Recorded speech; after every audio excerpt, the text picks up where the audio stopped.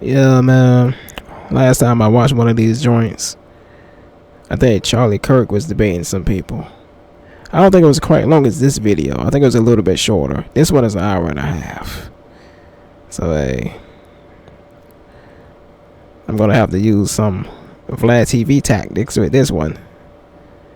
I guess I'm going to need to cut it. Oh. Women, they don't want to stay at home when you pull them. They just want flexible working hours and flexible working conditions like you have. And I think we should all advocate for that. It's not one or the other. But when you sit here and you go, you'll be more fulfilled doing this, then spend all your time doing that. We would love for you to leave the public eye and go focus on what makes you fulfilled.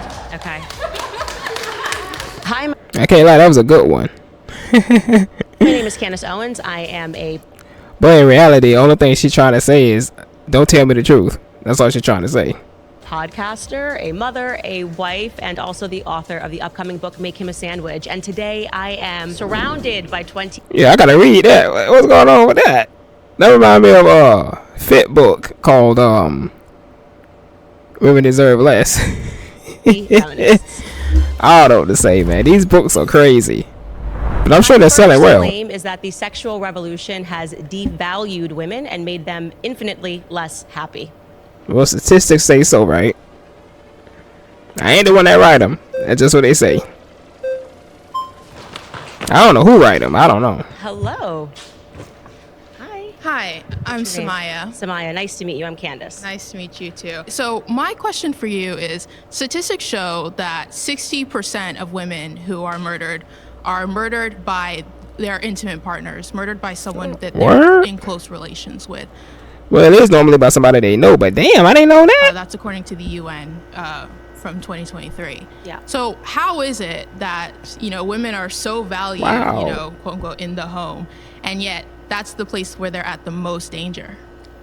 Okay, so I'm not sure what that has to do with the sexual revolution. Right, the sexual revolution. The first claim. The sexual revolution gave... I'm happy to answer it. I'm just saying that, if you broaden that statistic, you are more likely in general just to be murdered by somebody you know. So, of course... But men are much less likely to be murdered by, their... That's not true. Yes, it is. Yeah, I'm sure, because men are less likely to be murdered by women. Full stop. There you go. So that statistic makes sense to me. I'm still not sure how this correlates to whether or not the sexual revolution increased women's ability to leave the house, women's ability to control their own reproductive capabilities, women's ability to, control their own capacity within the workforce in regards to their own sexual capacity. You control it by keeping your legs closed. What you talking about? So it is the very fact that the sexual revolution happened that made our access to the workplace much more, or just the public sphere in general, much more easy. So without the sexual revolution, women would be much more confined to the place where they're at the most danger. Isn't that true? So you think that, just so I'm trying to understand your argument here, you think that if we didn't have the sexual revolution, less women or more women would be murdered? Are you saying that women are more women would be murdered, for sure? Okay, I disagree with that. I still don't think it has anything to do with the claim that women are infinitely less happy because of the sexual revolution, which has devalued women. I think you'd probably be less happy if you're being murdered. Oh. Anyone? How would you even know? Especially when it's over. How would you know? Okay. The only thing you gonna know is, oh man, I see Jesus. Yeah, I don't. Okay. Okay. There is definitely a correlation between personal relationships and domestic violence. And just to be clear, if we're talking about just a monogamous relationships, the most violent relationships that are on the books are between lesbian partners. Yes, when people are intimate, that's not a true that is actually true. No, the statistic you're talking about is people who have faced domestic violence. Lesbians, yes, are more likely to have faced domestic violence, but that's because they typically came from relationships with men in which they were mistreated. Lesbian relationships are the most violent relationships that we have on the book. That's what I heard. I can fact check that claim. The point being is that it's not exactly a stunning statistic to say that when people are in relationships, period, whether those relationships are homosexual, whether they're married, you're saying that the sexual revolution... Let me finish. I've let you try to explain how this is correlated to happiness, and I don't think it does. No further questions, like Dave Chappelle said. I actually think you're having a different debate right now. But yes, absolutely. It makes perfect sense that you are more likely in general when you are in a relationship, because people are driven by anger by people that they know, whether or not we're talking about boyfriend and girlfriend, girlfriend and girlfriend, a husband and a wife, a husband and a husband, or a wife and a wife. Yes, of course, the instances of domestic violence are going to take place when you're inside of a home. But the sexual revolution, encouraging women to give up their goods for free, which is what I'm speaking about, and encouraging men not to marry these women or to have long-term relationships, what I am saying is a direct contributor to their unhappiness, because women are giving up their goods for free and women are now entering the workplace, and that does not actually make them happy. Okay, pause. Sorry, you've been voted out by the majority. Please return to your Yeah, but she said girlfriend and girlfriend. Pause. seat. All right, who's next? Round 2. Oi. Hello. Hi there. How are you? Oh, I'm man. Candace. Nice to meet you. Julian. My pronouns are they, them. It's very interesting to think of it when we just think about the gender binary. It's, how do we place value on human beings in general? And so when we think about, placing value, that comes from a place of power, right? So I think let's select like the Victorian era. You have this dominant group of people coming from white supremacy, deciding who gets to have a proper status in the world. And so that is already like taking human beings and devaluing them. And so what the sexual revolution did was to help people seek out empowerment, which increased value, no matter the gender. So when it comes to sexual revolution, let's look at one contribution is sex education. I'm actually an educator. I teach sociology and LGBTQ studies. And I have absolutely To adults, right? Hopefully.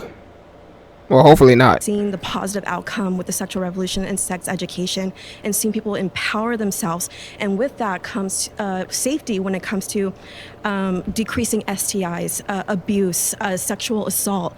Again, people get to empower themselves of all genders. And I know earlier you mentioned about violence amongst lesbians and sapphic community, which I do identify within. All genders can be subjected to violence. That was the point I was making. So I wasn't sure of how her claim was relating to what we were talking about, whether or not it makes people happy or unhappy.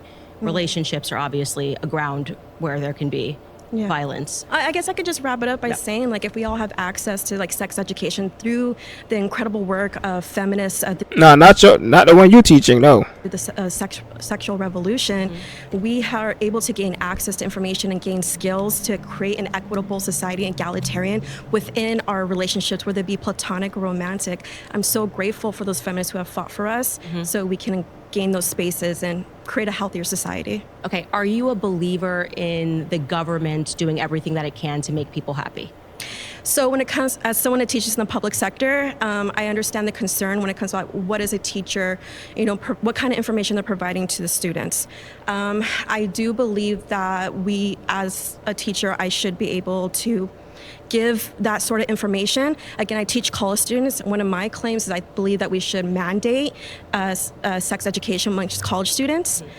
So yes, I do want the state, I would like the government to give us those resources. You should have said yes or no the first time. So we can implement that curriculum. Okay, you consider yourself a feminist, I'm assuming? Queer feminist. There's variations, right? What is a queer feminist as opposed to a feminist, just so I understand? Well, so I heavily believe in queer theory. So, the gender binary that we understand, it comes from colonization. So someone who is mixed race, family from Mexico, we have the Mushes in Mexico, which is an indigenous tribe. They believed in gender fluidity. And then you have European colonizers coming. You're right. Down there in Mexico and other countries similar, they got something called the third gender, which I couldn't believe that. I was like, bruh. Who dismantle that, and now everything that we understand when it comes to gender is a Western lens. So from a queer, So you don't even think women exist, I'm guessing. I think everyone should be empowered to figure out their identity and explore the language that best describes themselves. So freedom, America, right? America, freedom. And I want to believe in that when it comes to identity. Everyone should have the freedom to decide how they want to identify, as long as they're not causing harm. But that's where we get into the debate, what is harm? So just, again, to be clear, to go back to this claim, we are debating female happiness. You are saying you do not identify as a female. I identify with all gender expressions. So from masculinity to femininity. So I'm just saying... Are you a girl? Are you a girl or not?